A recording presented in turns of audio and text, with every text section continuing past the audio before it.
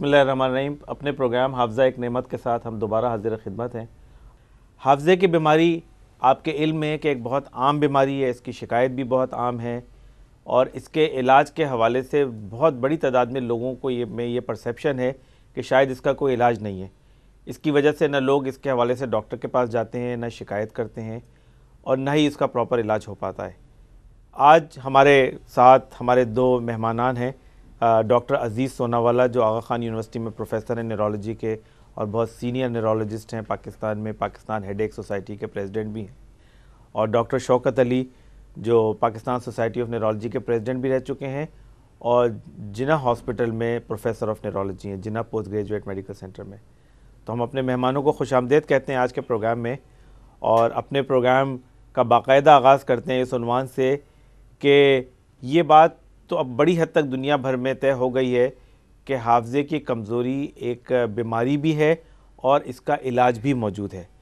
तो अगर किसी को ये हाफ़ज़े की कमज़ोरी की शिकायत हो तो वो उसको किस तरह डॉक्टर से रुजू करना चाहिए, किस तरह के डॉक्टर्स के पास जाना चाहिए, ज़रूरी है कि वो किसी न्यूरोलॉजिस्ट के पास जाए या किसी आम फिजिशियन के पास जाए, और अगर फिजिशियन के पास इस तरह का कोई मरीज़ आए जो हाफ़ज़े की कमज़ोरी का हो तो उसको किस तरह कंफर्म करना चाहिए कि ये बीमारी है, और अगर ये बीमारी है तो फिर इसके इलाज के क्या क्या पॉसिबिलिटीज़ या इम्कानात मौजूद हैं। डॉक्टर अज़ीज़ सोनावाला।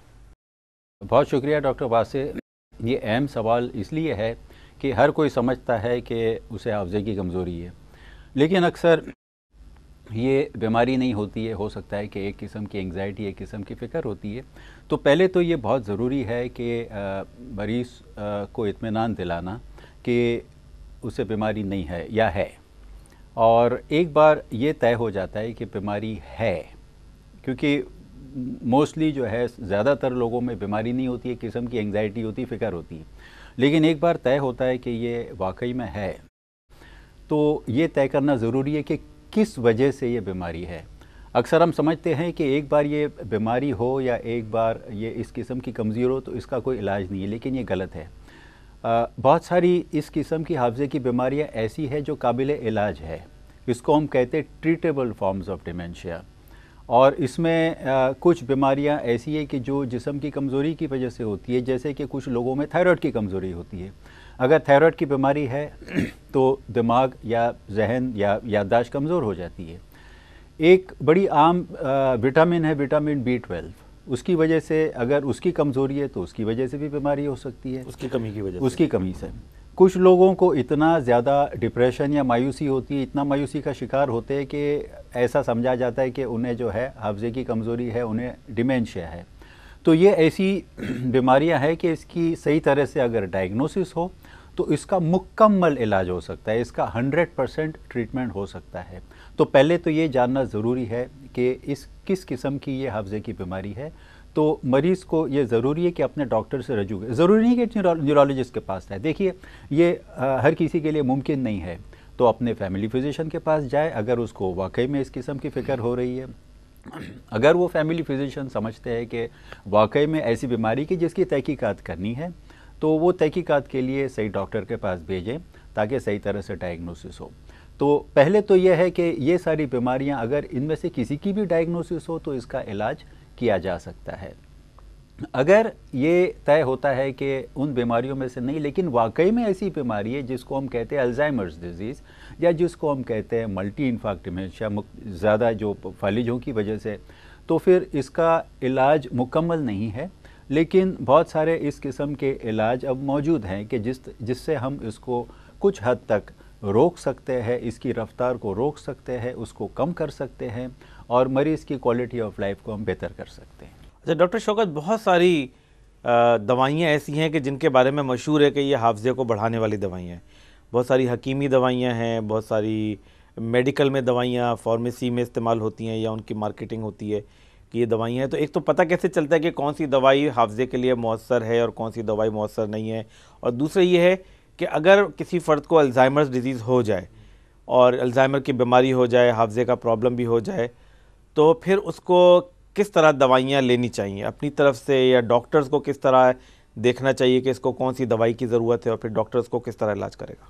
जी डॉक्टर वासिम, मैं डॉक्टर अज़ीज़ सोनावाला की बात ही को आगे बढ़ाते हुए इस पे जाऊंगा कि जब किसी को ये शिकायत पैदा हो जाती है कि उसकी याददाश्त कम हो रही है, तो वो किसी भी डॉक्टर के पास जाएगा, तो ये डॉक्टर की प्राइमरी ज़िम्मेदारी है कि वो ये फ़ैसला करे कि ये इसका जो याददाश्त की कमी है वो जेन्युइन है, किसी बीमारी की वजह से है या बीमारी की वजह से नहीं है। तो उसको ये क्लासीफाई करना पड़ेगा। अगर वो वाकई डिमेंशिया का मरीज़ है, वो ये समझ लेता है, तो फिर अब उसकी ज़िम्मेदारी है कि वो उसके कुछ टेस्ट कराए कि ये किस किस्म का डिमेंशिया है।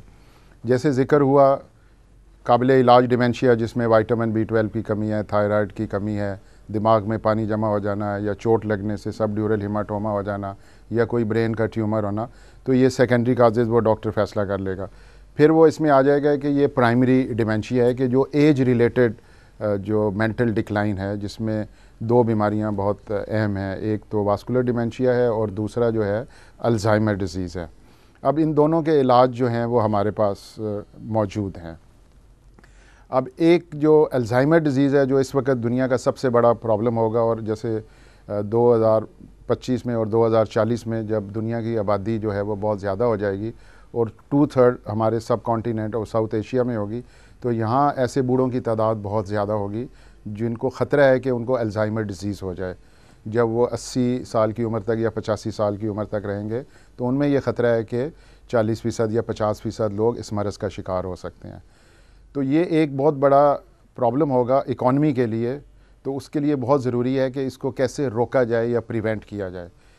जो वास्कुलर डिमेंशिया है जिसमें रिस्क फैक्टर है, जिसमें स्ट्रोक है, उसमें ब्लड प्रेशर है, शुगर का मर्ज़ है, एक्सरसाइज का ना करना है, एक हेल्दी लाइफस्टाइल बनाने से उसको मिनिमाइज़ किया जा सकता है, इन बीमारियों को कंट्रोल करके किया जा सकता है। ये डॉक्टर की ज़िम्मेदारी है। अब जो आगे प्राइमरी डिमेंशिया जो कि जेनेटिकली रिलेटेड हैं, जो कि उनमें कुछ जीन्स में भी थोड़ी बहुत ख़राबियाँ पाई जाती हैं, फिर उम्र के उस हिस्से में पहुँच जाते हैं जहाँ पे उनकी याददाश्त कम होना शुरू हो जाती है। अब हमारे पास दवाइयाँ उसके लिए मौजूद हैं। हमें पता चल गया है कि उनकी पैथोफिजियोलॉजी पता चल गई है कि उनमें किन न्यूरोट्रांसमीटर की कमी होती है। अगर हम उनको टारगेट करें तो उनकी क्वालिटी ऑफ लाइफ बहुत बेहतर हो सकती है। क्वालिटी ऑफ लाइफ से ये मुराद है कि अगर आदमी अपना देखभाल ना कर सके तो वो सारा बर्डन जो है वो उसकी फैमिली पे जाएगा, केयर गिवर पे जाएगा। और आजकल के ज़माने में आपको मालूम है कि केयर गिवर सब काम करने वाले लोग होते हैं और उनके लिए वो बहुत बड़ा प्रॉब्लम होता है कि वो अपनी जॉब पे भी जाएं और अपने बूढ़े वालिदैन का ख्याल भी करें, जो कि हमारी एक माशरती भी और एक मजहबी ज़िम्मेदारी भी है। तो वो उनके लिए एक बहुत मुश्किल सी बात हो जाती है और उनमें कुछ और भी अलामात पैदा हो जाती हैं कि जो उनका बिहेवियर बहुत ख़राब हो जाता है। उनको पेशाब पे अपना कंट्रोल नहीं रहता, वो उल्टी सीधी हरकतें कर सकते हैं, एक दूसरे पे चोरी के इल्ज़ामात लगा सकते हैं और इस तरह के मुख्तलिफ़ नौइयत के जो माशरती मसाइल घर में पैदा हो जाते हैं। तो उसके लिए ज़रूरी है कि इनका इलाज किया जाए। बहुत हद तक तो हम उनका इलाज मुमकिन नहीं है, क्योंकि एक तो इंसान की एज भी बढ़ती रहती है और पूरी तरह मुकम्मल तौर पे हम उसको इलाज नहीं कर सकते। लेकिन ये है कि उनकी क्वालिटी ऑफ लाइफ इम्प्रूव हो सकती है। बीमारी जो है उसके सिम्टम जो है उनको हम बेहतर कर सकते हैं ताकि वो जो इनके जो बिहेवियर जिस प्रॉब्लम हो रहे हैं उसको हम कंट्रोल कर सकते हैं इससे। और दूसरा जो वास्कुलर डिमेंशिया है उसमें हम रिस्क फैक्टर को कंट्रोल करके उसको मिनिमाइज कर सकते हैं। क्या ऑपरेशन से भी इस बीमारी का कोई इलाज है कि लोग न्यूरोसर्जन्स को भी दिखाते हैं कि भाई ऐसा कोई इलाज है कि जिससे ऑपरेशन किया जाए और ये बीमारी ख़त्म हो जाए? डॉक्टर वासे हाँ और ना। वैसे जो डिमेंशिया जो हम हाफ़ज़े की कमज़ोरी की बीमारी की अगर बात करें तो मेजॉरिटी बीमारियां ऐसी कि जिसका इलाज ऑपरेशन से नहीं हो सकता है, लेकिन एक दो बीमारियां ऐसी है कि जिसमें ये मुमकिन है।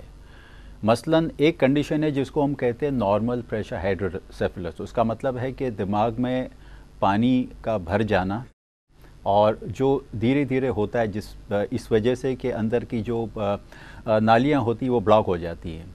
अब उसकी वजह से दिमाग पर प्रेशर पड़ता है और उसकी वजह से कमज़ोरी होती है। अगर वो प्रेशर को कम किया जाए या उस प्रेशर को हटा दिया जाए तो वो हाफ़ज़े की कमज़ोरी बेहतर हो जाती है। दूसरा है ब्रेन ट्यूमर। अगर ये याददाश्त की जो शिकायत है ब्रेन ट्यूमर की वजह से है तो ब्रेन ट्यूमर की सर्जरी करने से जो है ये याददाश्त बेहतर हो सकती है। और तीसरी कंडीशन है जिसको हम कहते हैं सबड्यूरल हेमाटोमा, मतलब कि चोट के बाद या और किसी वजह से जो है वो दिमाग में खून का जमा होना उसकी वजह से है, तो उसको हम हटाकर उसका इलाज कर सकते हैं। तो यहाँ ये हुई सर्जरी की गुंजाइश।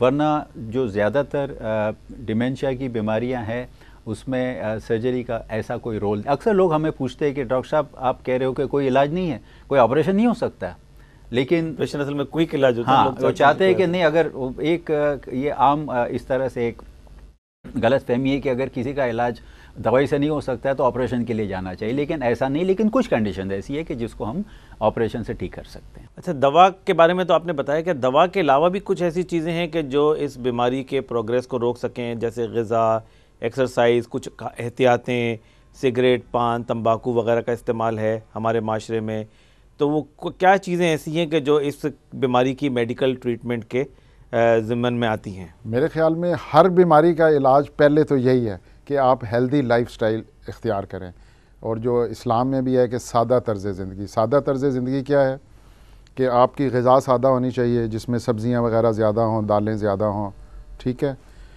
दूसरा सादा क्या है कि आप पैदल ज़्यादा चलें, आपको सारे काम अपने हाथों से करना चाहिए, जिसको हम वर्जिश भी कहते हैं। अगर आप हफ्ते में कम से कम 40 मिनट के लिए 5 दिन के लिए वॉक करें तो ये उनके लिए बहुत बेहतर है। हर किस्म की एक्स्ट्रा करिकुलर एक्टिविटीज़, ख़ास तौर पे जो नौजवान हैं वो सारा दिन जो है वो घर में टीवी पे ना बैठे रहें, वो गेम्स खेलें, क्रिकेट है, फुटबॉल है, हॉकी है, इस तरह की जो वो एक्टिविटीज़ में हिस्सा लें। तीसरा ये है कि ये सारी चीज़ों से बचना, जो ख़राब चीज़ें हैं। एक तो पैसे का भी ज़्यादा होता है, आप सिगरेट पीते हैं, खून की नालियाँ तंग होती हैं, उससे हार्ट की बीमारियाँ हैं, दिमाग की बीमारियाँ हैं, और वो भी एक बहुत बड़ा कंट्रीब्यूटरी फैक्टर है ब्रेन अटैक के लिए भी, डिमेंशिया के लिए भी। और ये मुरगन ग़िज़ाएँ भी बज़ाते ख़ुद जो हैं, जिनके हाई कोलेस्ट्रॉल लेवल ज़्यादा होते हैं, उनको भी ये जल्दी डिमेंशिया हो जाता है, ठीक है। तीसरा ये है कि सुकून की नींद। आप अपने जो रोज़मर्रा के हैं उसमें बहुत हिजानी कैफियत पैदा ना करें। जो ज़माने की भाग दौड़ है उसमें बहुत ज़्यादा हिस्सा लेने की ज़रूरत नहीं है। जितना स्ट्रेसफुल लाइफ से थोड़ा सा बचें और अपने अच्छे अच्छे काम करें ताकि आपकी नींद पूरी हो। नींद याददाश्त की बेहतरी के लिए बहुत ज़्यादा है। अब यूरोप में आपको हैरानी होगी कि बच्चों में जो याददाश्त की कमी का, वो जो मेमोरी का कम हो रहा है, वो नींद की कमी की वजह से है। उनका 1 घंटा नींद का कम हो गया टीवी देखने की वजह से, और इस तरह जो इंटरनेट पे वो हर वक्त रहते हैं। तो नींद ख़ास तौर पे मैं ये एडवाइस करूँगा फैमिलीज़ को जो बच्चों वाले हैं कि अपने बच्चों की नींद पूरी करें। नींद पूरी करेंगे तो जो स्कूल में जो उनको शिकायत है कि चीज़ें याद नहीं होती, स्कूल परफॉर्मेंस ख़राब हो रही है, वो उससे नींद की बेहतरी से वो कंसंट्रेशन भी बेहतर हो जाएगी और वो भी हो जाएंगी। अब ये है कि दवाएं, उसके बाद पहले तो ये एक प्रिवेंटिव इलाज है और इससे हम इसको मिनिमाइज़ कर सकते हैं। और फिर दूसरा ये था कि ब्रेन को हर वक्त एक स्टिमुलस चाहिए, कि ब्रेन को कोई अच्छे काम करने चाहिए, कोई कॉम्प्लिकेटेड काम, कोई सोशल वर्क, कोई जिसमें आपके ब्रेन में इन्वॉल्वमेंट हो, तो भी ये एक प्रिवेंट कर सकते हैं। तीसरा दवाइयों का तो जैसे ज़िक्र आ गया कि अब बहुत सारी दवाइयाँ इसमें आ गई हैं कि जो ख़ास तौर पे न्यूरोट्रांसमीटर पे काम करती हैं और वो क्वालिटी ऑफ लाइफ यकीनन बेहतर करती हैं। और उम्मीद की जाती है कि आइंदा चंद सालों में इससे भी बेहतर दवाइयाँ आ जाएंगी जो शायद अल्जाइमर डिजीज़ का एक मुकम्मल इलाज हो सके। अच्छा डॉक्टर सोनावाला, डिप्रेशन भी एक बड़ी कॉमन प्रॉब्लम है पाकिस्तान के अंदर, लेकिन आमतौर पे ये कंसेप्ट पाया जाता है कि ये डिप्रेशन तो ज़रा एक्टिव लाइफ स्टाइल वाले लोगों में होता है। तो क्या डिप्रेशन बूढ़ों में भी होता है या औरतों में भी होता है जिनकी उम्र 60-70 साल होती है? और क्या इस अल्जाइमर्स की बीमारी में भी डिप्रेशन होता है?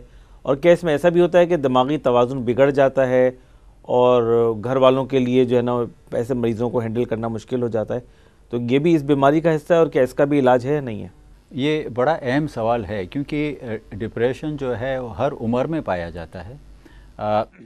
कम उम्र में तो डिप्रेशन एक आम बीमारी, लोग आम तरह से समझते हैं कि हाँ ये कोई मसला है, इसे डिप्रेशन है। लेकिन जो ज़ईफ़ होते हैं, जो बड़ी उम्र के होते हैं, जो सीनियर सिटीजन्स, उनमें कभी कभार ये अल्जाइमर्स डिज़ीज़ की बीमारी जो है वो पहले डिप्रेशन से शुरू होती है। पहले तो सिर्फ डिप्रेशन ही नज़र आता है, उसी के साथ साथ अगर बार बार फालिज हो तो उस वजह से भी दिमाग में कुछ केमिकल्स जब कम हो जाते हैं तो उससे भी डिप्रेशन पैदा होता है। कभी कभार ये गलत फहमी हो जाती कि नहीं ये तो सिर्फ यानी डिमेंशिया है और इसमें डिप्रेशन नहीं है तो इसलिए इलाज नहीं हो सकता है। कभी कभार डिप्रेशन ही ऐसे महसूस होता है कि यानी वो डिमेंशिया हो, तो इसलिए डायग्नोसिस बहुत ज़रूरी है। हाँ, यानी इन मरीज़ों में डिप्रेशन होता है, ख़वातीन में भी होता है डिप्रेशन, और जब एक उम्र से ज़्यादा हो जाती हैं ख़वातीन भी तो उनकी जो दिमाग की जो सिस्टम है वो उसी तरह से मुतासिर हो सकती है जैसे कि जेंट्स में हो। तो डिप्रेशन अपने आप भी आ सकता है इस उम्र में, और डिप्रेशन डिमेंशिया का एक हिस्सा भी हो सकता है। और ये इसलिए अहम है कि जब इलाज किया जाए तो डिप्रेशन का इलाज अलग से करना बहुत ज़रूरी है और उसको समझना बहुत ज़रूरी है, ताकि उसका इलाज और सारी बीमारी का इलाज सही तरह से हो। जैसे डॉक्टर शौकत ने बताया कि डिमेंशिया की बीमारी है, लेकिन अगर डिप्रेशन है तो उसको भी उसी तरह से इलाज करना ज़रूरी है, ताकि सही तरह से हर हिस्से, दिमाग के हिस्से, दिमाग की एक्टिविटी में बेहतरी हो।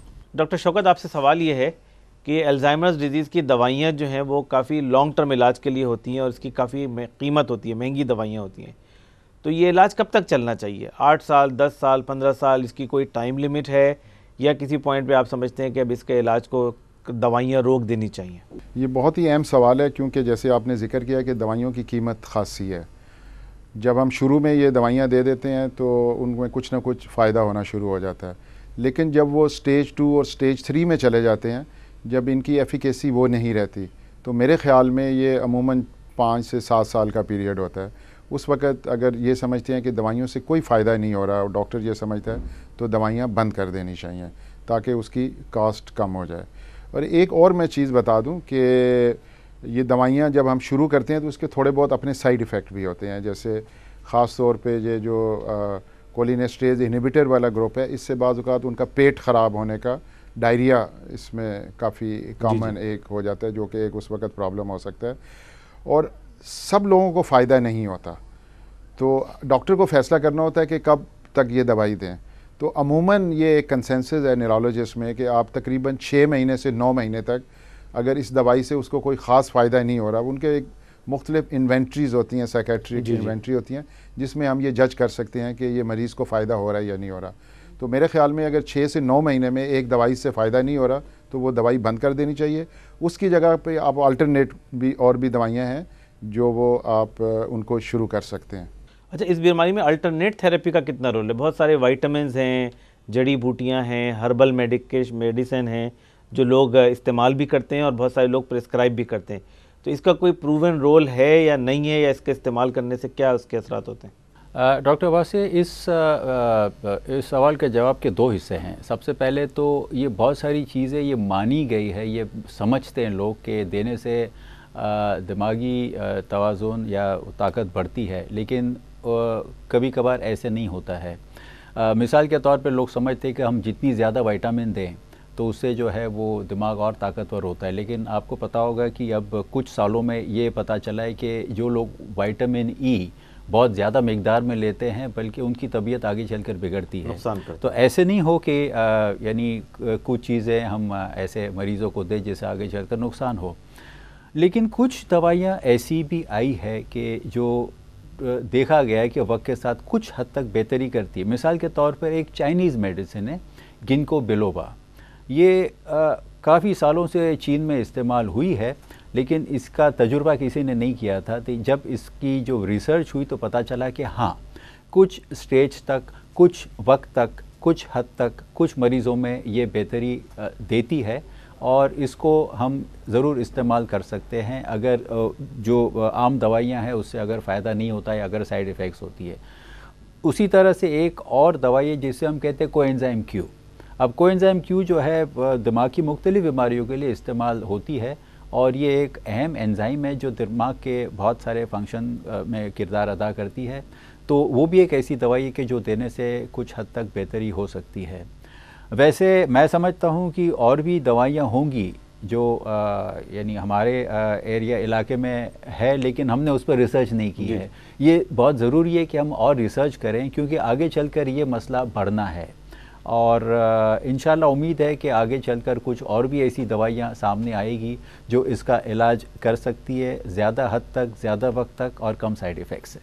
नाज़रीन, डिमेंशिया की बीमारी एक काबिल इलाज बीमारी है, और जिस तरह हमारे मेहमानों ने आपको बताया, प्रोफेसर्स ने और इस मुल्क के माया नाज न्यूरोलॉजिस्ट जो हमारे सामने मौजूद हैं, इन्होंने आपको बताया कि इस बीमारी का इलाज मुमकिन है, और जितनी जल्द इसका इलाज शुरू हो जाए उतना ज़्यादा बेहतर तरीके से इस बीमारी को कंट्रोल करना मुमकिन है। न सिर्फ इस बीमारी का इलाज मुमकिन है, बल्कि इसके साथ डिप्रेशन है उसका भी इलाज मुमकिन है, इसकी जो कॉम्प्लिकेशंस होती हैं उसका भी इलाज मुमकिन है, और न सिर्फ दवाओं से बल्कि दवाओं के अलावा भी कई तरीके हैं जिसके ज़रिए इसका इलाज किया जा सकता है। हम अपने बहुत बहुत शुक्रगुजार हैं दोनों मेहमानों के, डॉक्टर अजीज़ सोनावाला के और डॉक्टर शौकत के। और दोबारा हम हाजिर होंगे अपने प्रोग्राम हाफ़ज़ा एक नेमत के साथ। शुक्रिया।